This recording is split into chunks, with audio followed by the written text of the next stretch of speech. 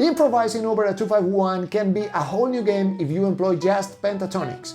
Today we are going to discuss the different relationship between the chords we are employing in a 2-5-1 and the different sets of pentatonic in order to gain new pentatonic roads that will open up our fretboard in a way that I promise you've never seen before. So stay tuned, we are going to deal with the most important pentatonic trick that I showed ever in this channel.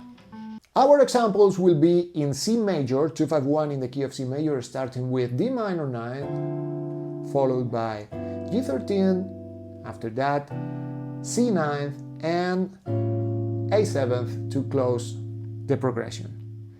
With the first chord, D minor, we have 3 sets of pentatonics, starting from the root, starting 1 step ahead, starting in E,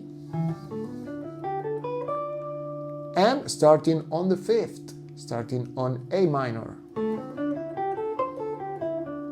All of them gives us different notes and tensions discussed previously in other videos like that.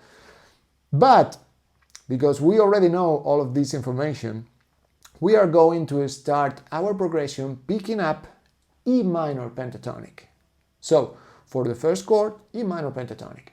This is just a reminder, 90% of the people that watch my videos are not subscribers. So please don't be one of them. Click on the button and subscribe. Thank you. In the second measure of the progression, we got G7th, and we will be playing D minor pentatonic. So we will be moving from E minor 1 step down to D minor. After that, we got C major, and we will be playing A minor pentatonic all the time to close with whatever we want. So just 3 pentatonics: E minor, D minor, A minor. Let's check how it sounds.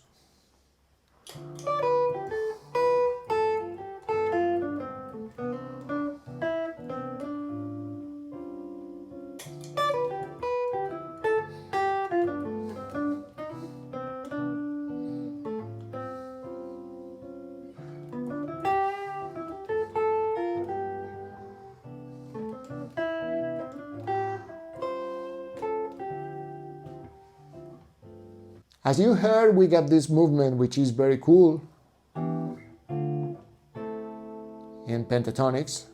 Let's move to the next pentatonic option that we have, starting from D minor, which will be pentatonic from the 5th, A minor pentatonic, moving to G7th, but this time, instead of playing D minor pentatonic, regular diatonic material, we are going to build our minor pentatonic on the flat 3 of G, which will be B flat.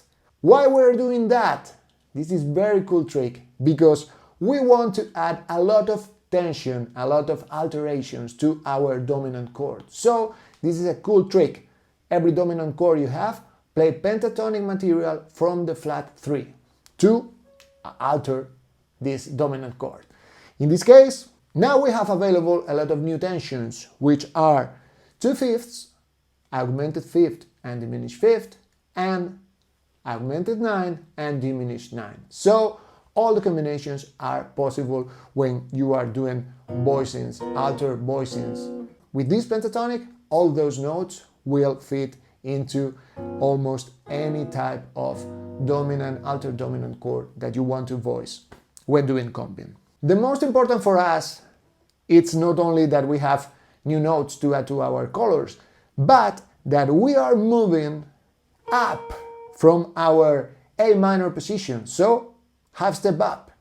All our ideas now available half step up.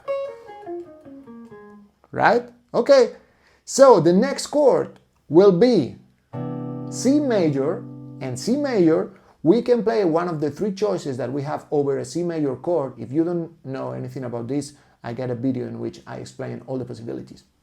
One of the possibilities is to play a minor pentatonic half step below our root. So in this case, we are in C, so half step below would be B.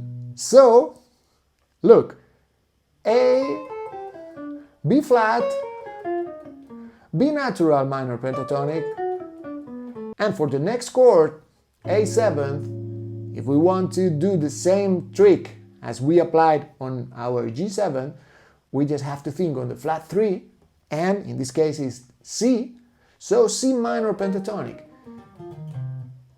As you observe, we are playing the same pentatonic, minor pentatonic, only moving up half step, half step, half step. How cool that trick is! You can grab your guitar and this information and start practicing now. But if you stay a bit more, I'm going to show you how to apply these pentatonics and sound more natural and different tricks to not only be thinking half step up, half step up, half step up. A little break to let you know that I'm starting teaching lessons online again, so you can book a lesson on my website in case you're interested. Thank you very much. First trick, using only 2 strings.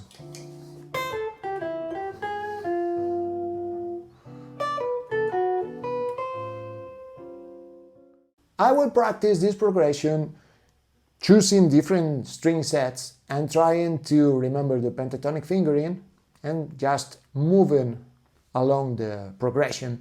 We need to avoid sounding too obvious. I mean,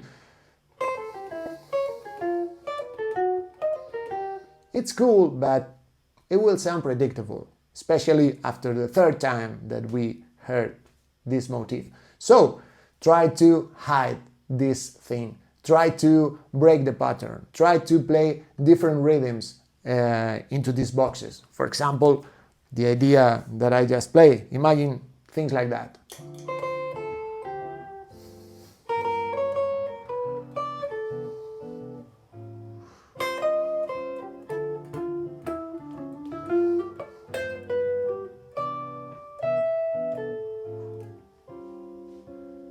Mixing, of course, all these ideas with your previous language and trying to think in a way pentatonic enters in our language, thinking about arpeggios, thinking about just blues, just groove and vibe, and try to not to put all the eggs on the same basket. After that, you can start a simple motif and try to jump when the chord changes. Imagine, for example, if we are playing very easy pattern, all right?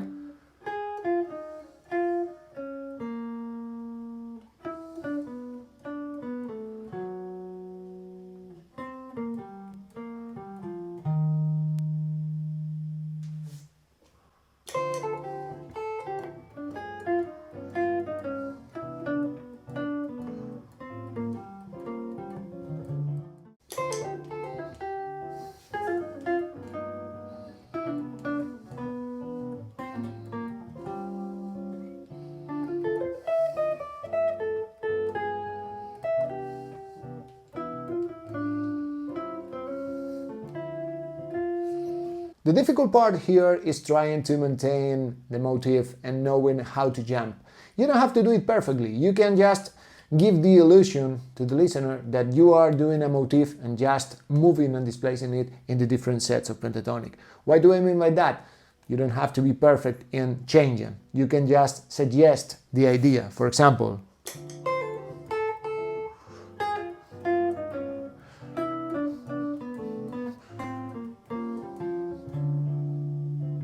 so I encourage you to practice this idea and try to find your own pentatonic roads, knowing that you can start in A minor pentatonic and just ascend half step every time you change a chord in a 2-5-1.